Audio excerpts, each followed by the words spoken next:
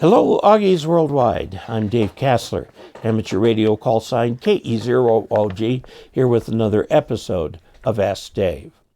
Today's question comes from Nevell Greenouch, N2GX. He says, I recently received an airmailed QSL card from Japan for a contact I didn't make. What's the best way to handle this? It was Zulu Papa 6/N2GX from JA6CBG on 28 megahertz at 10 meters. Neville, this happens. I've had it happen to me a number of times. What probably happened is that the ham miscopied your call. Okay, you can do one of two things.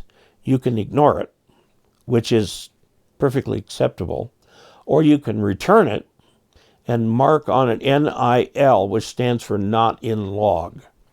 Okay, but that often will just confuse the sender. They're going, but I know I worked you. And, well, those are really your two choices. You can send it back via the Bureau. You certainly don't have to send it. Airmail to Japan is quite expensive. I would probably recommend the forwarder. Just look at it as an interesting happenstance.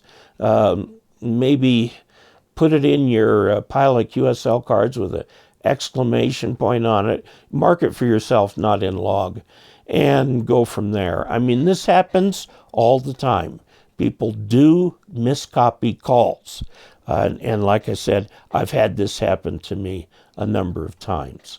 So this Logbook of the World is set up so that both parties have to put in the information, and the times have to be within 15 minutes of each other. And if one guy hasn't put the information in, the other person sends the electronic version of a card, there's no match. Okay, and you're not notified about it or anything. So I'm going to suggest you follow the same policy as followed by Logbook of the World. If you get something that doesn't match your call book, just set it aside as a curiosity. You don't need to answer it if you don't want to. If you want to, fine. You might pick up a pen pal in Japan. So there you go. For those of you who have watched this far, please subscribe, please like, and please click on the bell for notifications of future videos. So until we next meet, 73.